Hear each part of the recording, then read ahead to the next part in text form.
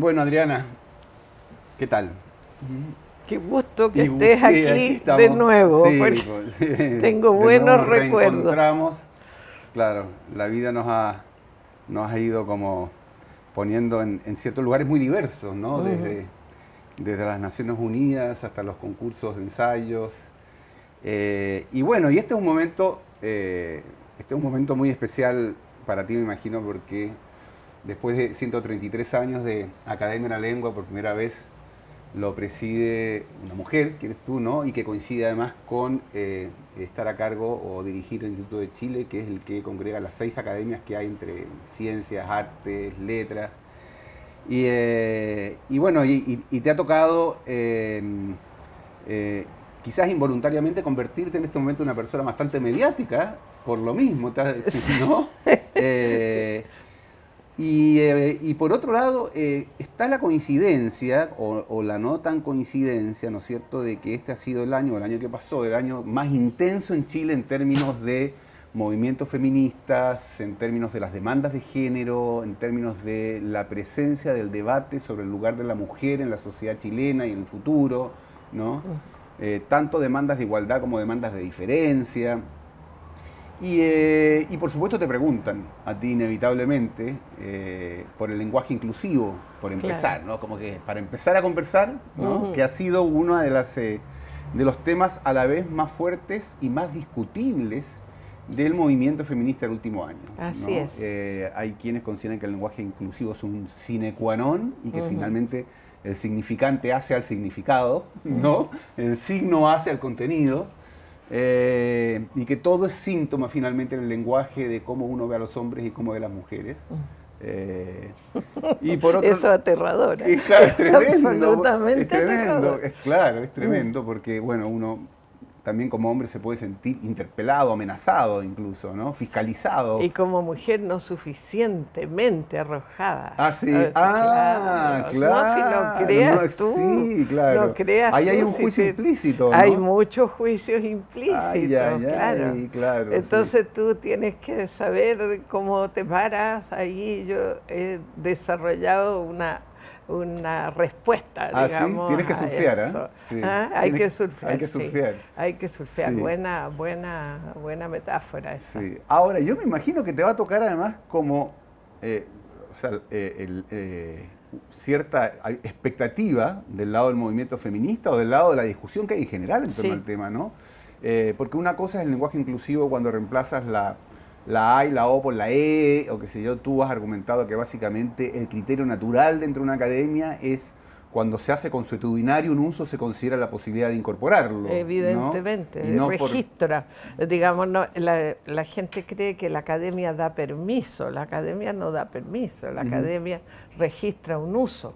Si Sí, es suficientemente amplio, el uso llega a los diccionarios. ajá, Si es un volador de luces, si se queda en grupos muy pequeños, se sí, puede incluso registrar, pero dentro de ese grupo pequeño, ¿te fijas? ya, ah, ya, Claro, por perfecto, toda esa controversia que hubo, que fue muy divertida sobre la palabra ganarse, de ya, gánate gánate aquí, por aquí. gánate aquí, ¿no? Sí, Bueno, resulta que la academia, primero, eso era en un diccionario del 2010 de americanismo, sí, y decía chill al lado y decía pop.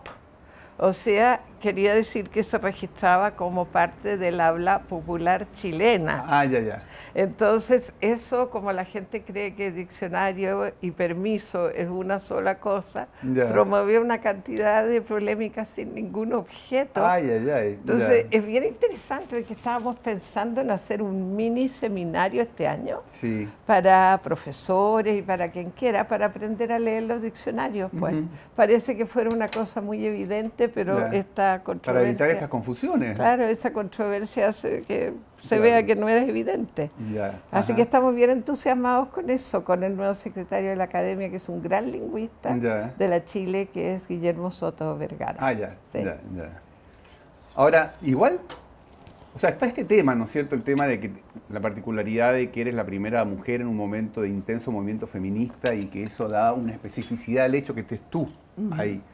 Pero quizá eso llama tanto la atención que yo creo que puede como ocluir otras características que yo creo que tienen que ver con tu trayectoria y forma de relacionarte con el lenguaje, ¿ya? Que hacen que tú tengas especificidades, ¿ya? Que quizás quienes te precedieron no las tenían, ¿ya? Que a mí me llama mucho la atención, por lo menos. Así que vamos a salir un poco, vamos a descentrarnos un poco de esta especie como de gran cartel, ¿no es cierto?, de primera mujer, en un momento de intenso movimiento feminista, para ir a otras consideraciones que a mí me parece que sería muy entretenido conversar. Una es el hecho que tú tienes una relación bastante bifronte entre la escritura y las artes visuales. Sí. ¿Ya? Es decir, tienes una relación con las artes visuales muy intensiva, que está en tus libros de ensayo, que está en la cantidad de catálogos en que has participado, de presentaciones, tu relación con movimientos estéticos que tienen primacía visual, como escena avanzada, el hecho de que medio que descubriste algunos artistas visuales originalmente, como Alfredo Yar, ¿ya? Que hablas en imágenes bastante. Mucho, ¿no? Es decir, que hablas en imágenes. Y en frases. Y claro, más que en ideas. Claro, más en frases. Más en frases. Sí, tienes esta tremenda influencia, no sé si influencia, pero esta inspiración benjaminiana, no solo los temas de Benjamin, sino en la forma de relacionarte con la escritura, ¿no? Con la escritura y la imagen, ¿no? Esta cosa, la imagen no solo en el sentido pictórico, sino en el sentido poético, ¿no? Yo reconozco eso absolutamente, fíjate, y no sé mucho pensar de otra manera. Ese librito sobre Warburg y Benjamin que hice yo tiene que ver todo con la historia de esa manera de mirar y cómo esa manera de mirar era incompatible con las humanidades en el tiempo de Benjamin y en el tiempo de Warburg, porque eran considerados unos excéntricos inaceptables. Pero imagínate Benjamin al lado de Adorno. Claro, Adorno lo retaba por inconsistente. En las cartas de Adorno a Benjamin sobre ese trabajo maravilloso que era el trabajo de Baudelaire sobre París y toda la cosa. El reto era un reto casi de un profesor a un alumno. Era como un super yo. Exactamente, diciéndole lo que tenía que hacer y en vez de perderse en tanto detalle, ¿por qué se perdía en los detalles y por qué no llegaba a una formulación sistemática y que nunca se iba a poder pensar si se pensaba así? Entonces, de cierta manera, yo creo que no sé, entre el temperamento, pero sobre todo por las cosas que le han pasado a uno en la vida, la gente que has conocido, la gente sobre las que has escrito. Bueno, resulta que yo me he ido dando cuenta que yo no soy capaz de pensar un sistema, que a mí los sistemas me agobian, que todos los lugares demasiado estructurados me dan ganas de escaparme, y que a mí lo que me gusta es estar al acecho del detalle que me esté llevando el pensamiento hacia otra zona. Y cuando eso se produce, yo lo encuentro un milagro. Eso me produce gozo. Esa es mi relación. Entonces tiene que ver, como tú dices, con la imagen.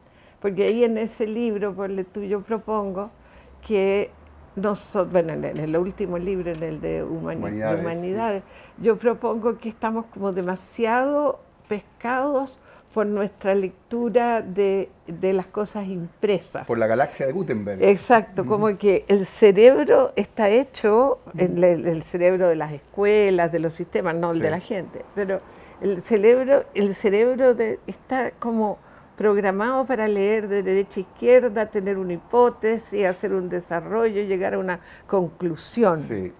Y resulta que no siempre el pensamiento es eso. Bueno, y cada vez hay más otros pensamientos. Más otros pensamientos. Entonces yo me siento más cómoda en estudiar figuras que me lleven a esa otra posibilidad del pensamiento. Y que fijarse en detalles no sea una tontera, al contrario, que sea una manera de un filón. Exactamente.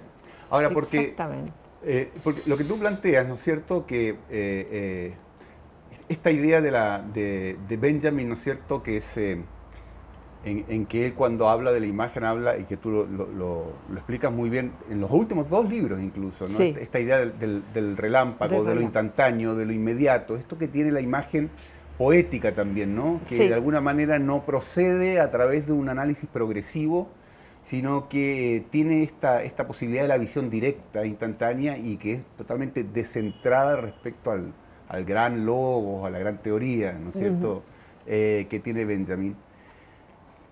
Tú luego lo pones en relación en el último libro, en el libro de las humanidades, con lo que está pasando hoy, sí, además. Así es. Eso es lo interesante, ¿no? O sea, que estamos en este desplazamiento de la cultura, no sé si llamará la cultura letrada o a una cultura no necesariamente visual, pero muy mosaica, ¿no es cierto? Muy atravesada por múltiples lenguajes. Sí.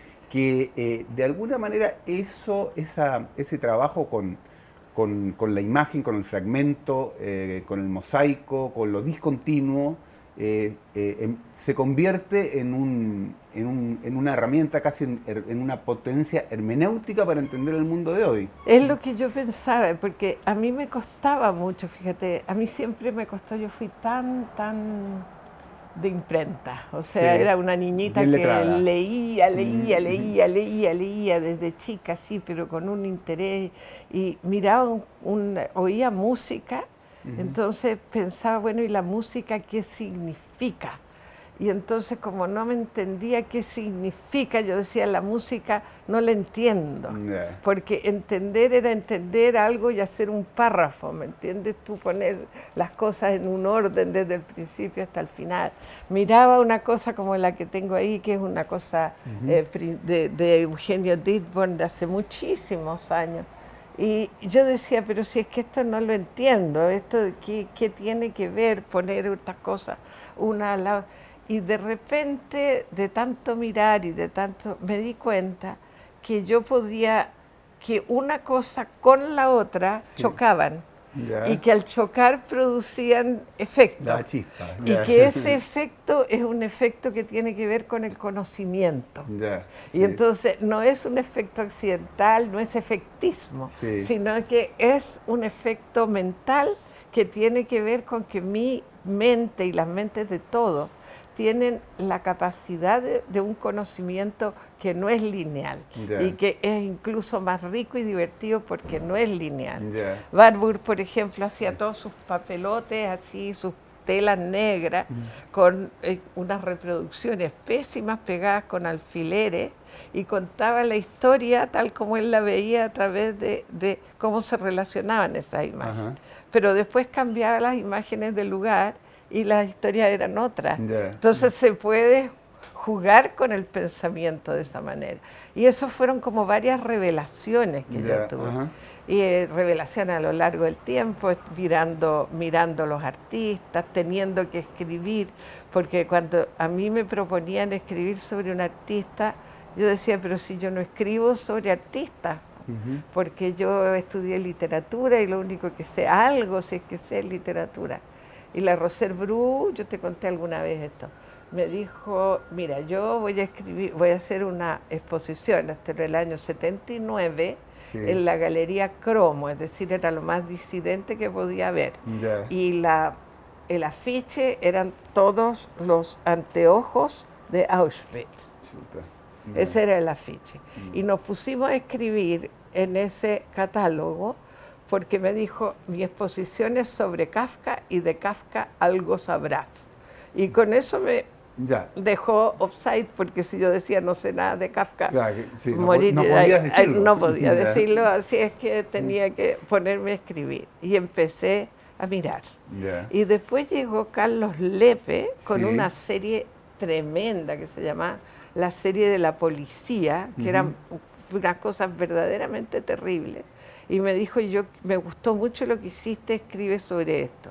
Y cada cosa que me proponían, para mí decía, pero si yo no sé, no tengo instrumental. Entonces todo el trabajo era encontrar un instrumental, porque a mí no me interesaba decir qué me parece, no me interesaba decir qué sentimientos me produce, no me interesaba hablar del artista, a mí me interesaba saber cómo eso se hacía y qué efectos producía, porque ese era el trabajo que yo siempre hice con la poesía cuando hice clase. Ya. Es decir, tú podías tener un poema de Machado, se estaban acordando el otro día en la Católica, mi exalumna, y decían, es que primera vez que analicé un poema fue este poema de Machado. Este poema de Machado parecía que no decía nada, o que era muy simple, y que cuando lo vimos contigo empezamos a ver el ping-pong entre esta estrofa, esta otra estrofa, este sonido, este otro sonido,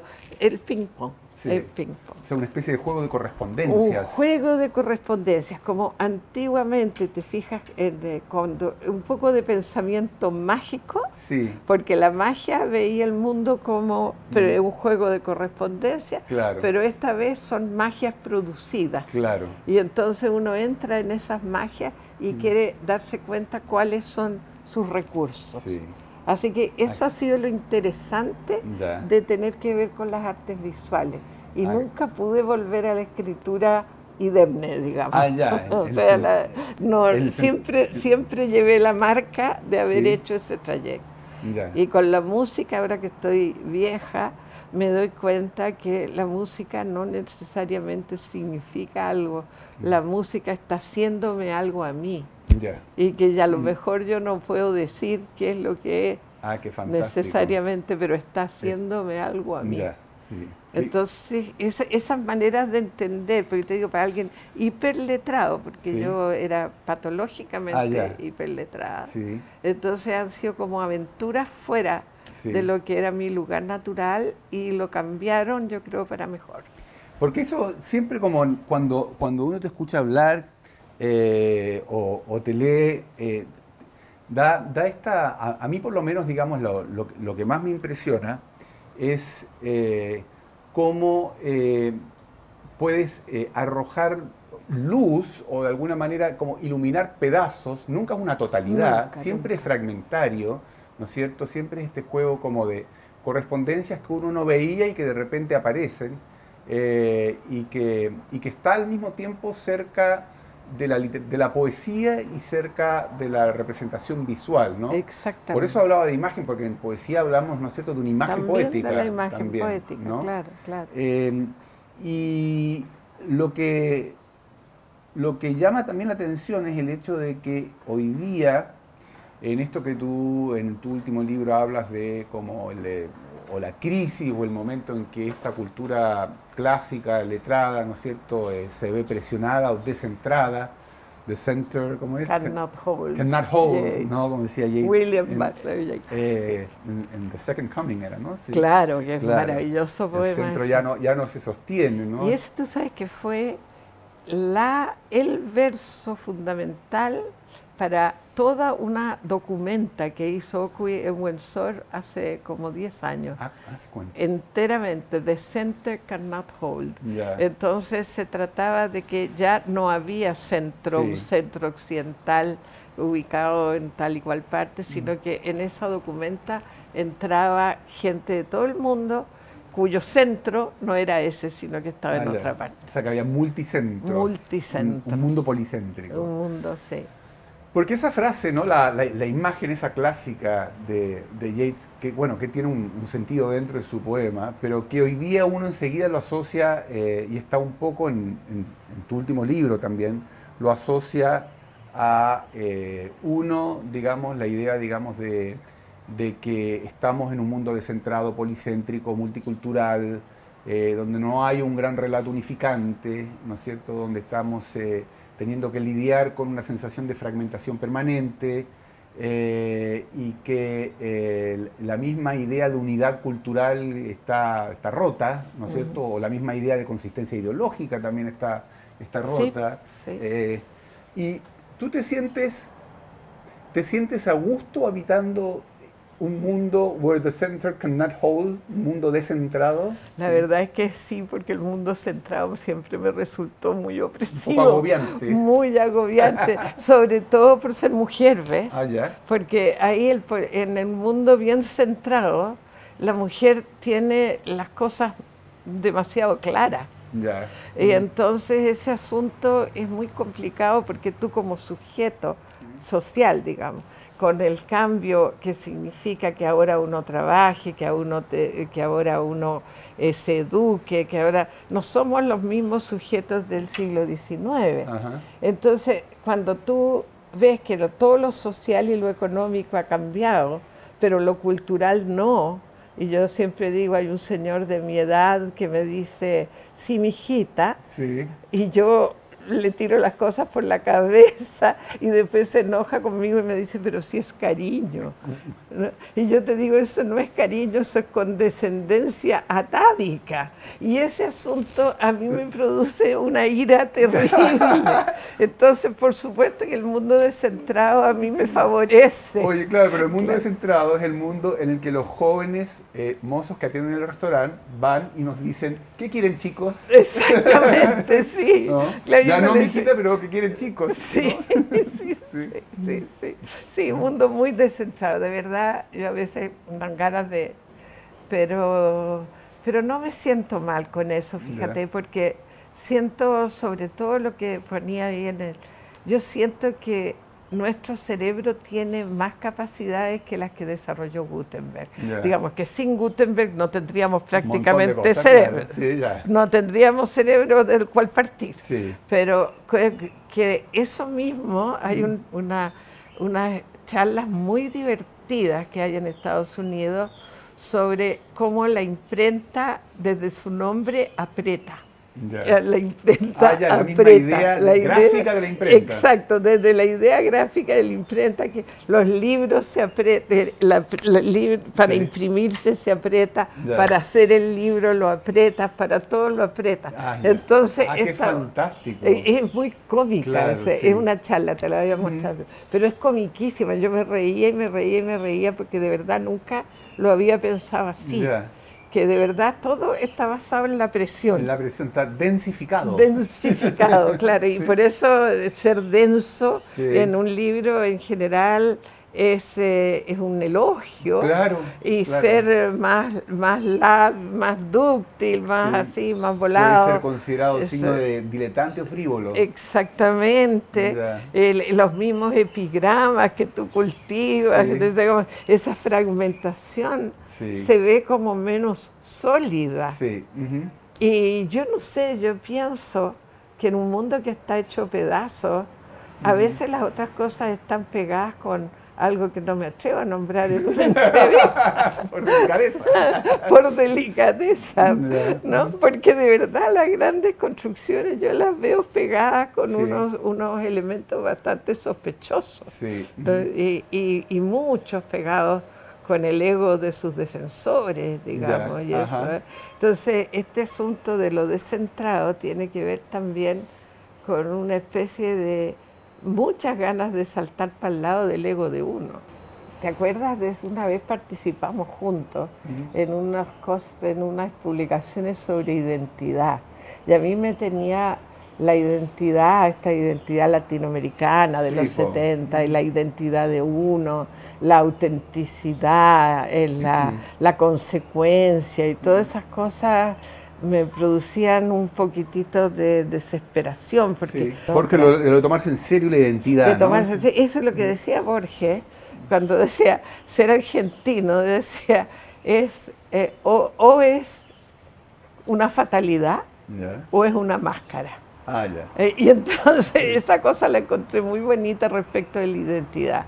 Si uno es chileno, latinoamericano, etcétera, es una fatalidad. Cuando tú empiezas a adornar mucho eso y a presentarlo así como puede ser que se te transforme en una máscara. Y entonces ahí es donde el ego de uno dice, esta máscara me quedó grande, yo soy como chiquitita y me tengo que salir detrás de este tremendo mascarón de proa en que de repente me transformé. O sea, puedes dejar la máscara ahí para que todos vean la máscara y retirarte, digamos, a la habitación del fondo y aprovechar a que la máscara esté ahí. Y que funcione cuando sea necesario. Ahora, en esto que me acuerdo cuando discutíamos de la identidad y la identidad latinoamericana, que era un tema que siempre recurría, ahora parece un poco menos ya. Se aburrió la gente. La gente se aburrió de esto de la gran identidad.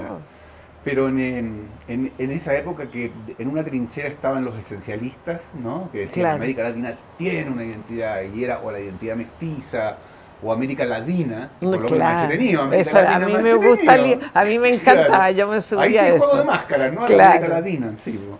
Y, o la identidad mestiza, o el latinoamericano, ¿no? Como aquel que ha sido negado, ¿no? Que era la otra esencia, ¿no? La esencia como esencia negada, claro. Hasta ¿no? que llegaron los colonizados por el Imperio Británico Sí. y nos robaron ese rótulo, Ese ¿no? patrimonio, llegaron los postcoloniales de otros De lados, otro lado y nos claro, robaron nos todas quitaron esas protagonismo. banderas, nos quitaron Sí, protagonismo. sí, Entonces ahí yo decía, no, pero nosotros ya, tenemos 500 años de colonialismo, así que claro.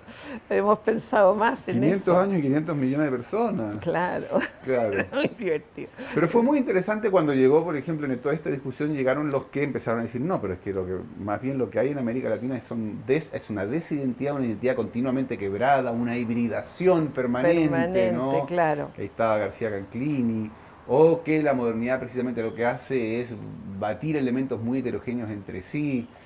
Y yo te veo a ti con lo que escribes mucho más cómoda en esa forma de entender la identidad fragmentada, hibridizada, ¿no? Sí, y fíjate que eso no es solo latinoamericano ni García Canclini, sino que yo lo empecé a oír eso en relación con las artes visuales y justamente en estas documentas y en estas cosas a las que íbamos en el año 2002. Ya.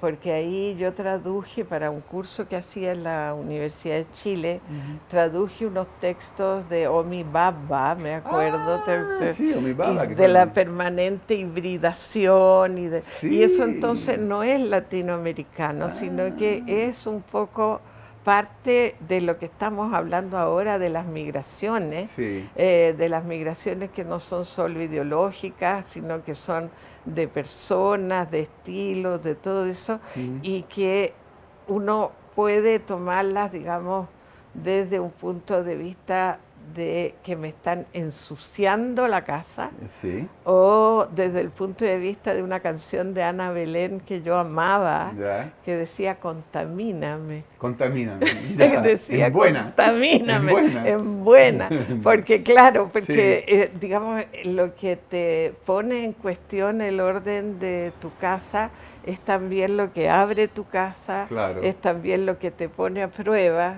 A mí me pasó eso cuando escribía sobre textos sobre los que yo creía no tener instrumental. Ya. O sea, tenía que descentrarme, Claro. porque si yo me centraba en mí para hablar de eso, realmente no iba a entender nada. Claro. O sea, partía de no entender nada. Sí. Y entonces, ¿qué desplazamiento se puede producir en el pensamiento de uno, en los elementos que estás buscando, para que tú puedas llegar a redactar un texto en el que tú sientas o puedas transmitir que entiendes Ah, qué algo? fantástico.